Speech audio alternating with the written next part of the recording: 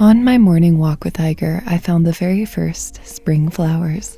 They're known as glory in the snow and are a symbol of happiness, warmth, and fairy wishes. I couldn't have hoped for a lovelier surprise.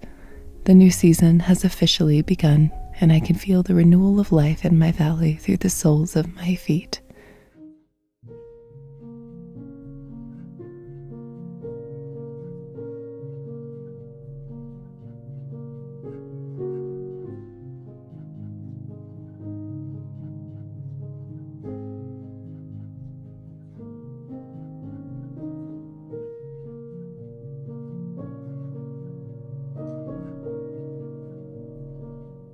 Recently, I've been spending a lot of time alone. There is something mystifying about these cloudy days and April showers. Work has kept me busy, and in my free time, I've found myself wandering the woodlands, losing all sense of the day until the dusk rolls in. With my husband away at work, I'm in the company of our growing family of animals, a cat, a dog, and 2 bunnies. We make a ragtag group.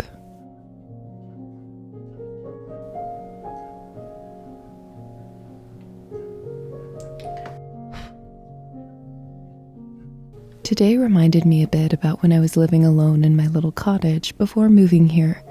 I see more than enough people living in more populated places buy homes in this area, only to move away quickly, unable to handle the isolation.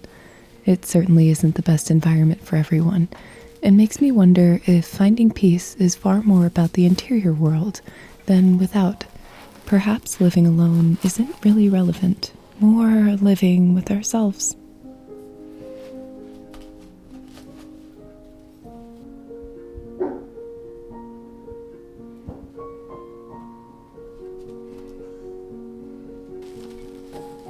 I've been thinking about how different my life is now that we're nearly at our 1-year anniversary. So much has changed. I learned quite a lot living single, one of them being the importance of not isolating myself, which can be easy to do nestled in the foothills of a vast mountain range. Making the effort to go out, working in town, or volunteering helps me stay connected.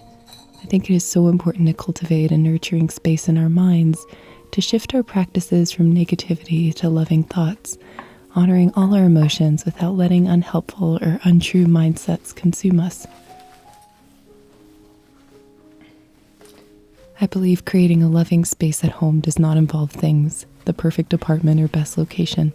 It's about the memories you associate with your home. You must fill your space with kind thoughts and words, acts of love, friendship, and life.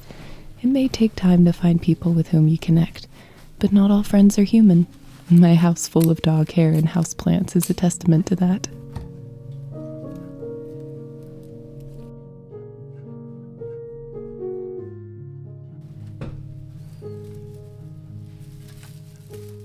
I find it particularly important to have a healthy perspective on the world before choosing to live alone in an isolated place. No matter how and where I've lived, I've found keeping a positive outlook can be tricky if you're consumed by negative news stories or certain types of content.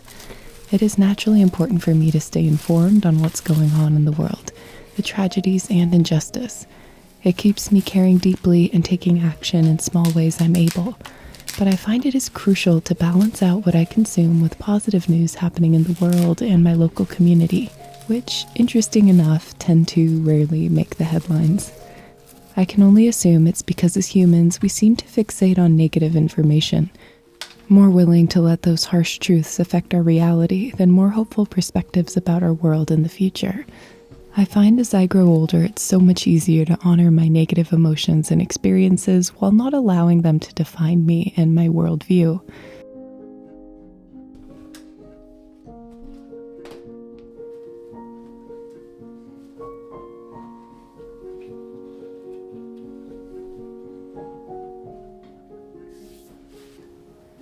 I saw a tutorial online on how to do this, and apparently it is a tradition associated with Japan. It is called Kokedama, I want to say, but I'm probably butchering that term. However, I saw pictures online of these moss balls, and I just thought they were so strange and interesting, and this plant is going to get quite big and bushy, and so I thought it will after a few months, hopefully offset the kind of largeness of the bottom. Here's an idea for a really simple way to pot your plants. It is pretty inexpensive. You just really need moss and a bit of wire and some string, and it's really lovely, and it drains really well too, which is always an added benefit. So if you want your home to feel like a forest fairy wonderland or an enchanted witch's garden or whatever else you're going for, here is a fun idea. I have accepted that my taste in home decor is unconventional, to say the least.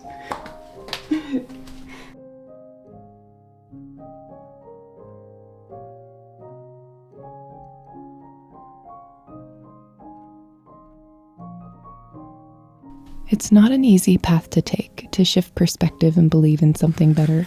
I fail often, but it has helped me love more freely and let go of a lot of judgment. Once you begin to see the world as full of an abundance of love, that love becomes magnified. And even in the darkest of places, it is still there, though it can be easy to overlook. For quite a few years of my young adult life, especially after leaving an abusive relationship, I stubbornly nursed my victimhood and was unwilling to open myself to love from new people and to heal.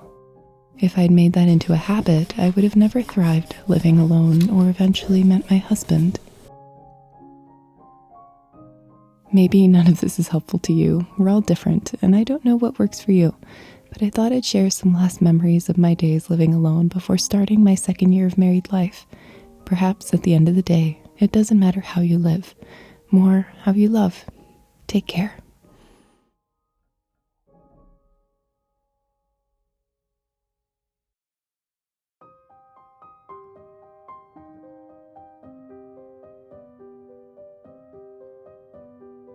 So I left the biggest mess in the house. It is absolute chaos here right now because I was working on that planter, and I left moss in a dish, and my cat Mavi decided to throw the moss all around the house. And so in an attempt to procrastinate, I thought I would chat with you guys a little bit in this one clean corner of the room. As an update, a couple months ago, I made a little terrarium and it's doing really, really well. I think I'll have to open the top in a little bit to let the little plant grow a little more, but I just wanted to give an update on that. I also have this vanilla bean extract just in alcohol that is brewing, and it's only been brewing for a few weeks now, so it's definitely going to get a lot darker and richer as time goes on. So it's going to be about 6 more months, I think, of letting it kind of sit and wait, but it is going to be delicious. I found my very first flowers on my walk today. It was so exciting. I cannot wait because what is coming next are the spring beauties, and they are always some of the first flowers that come up besides the buttercups, and then the little bluebells come up as well. I am waiting in great anticipation. Thank you so much for all the support on my Etsy shop. I have a couple new listings and I'm working on some new projects, and so I appreciate all your feedback. Contact me anytime with any issues. Never be shy, and I am more than happy to help you. So thank you again, and I'm sending all of you my love, and I will see you soon.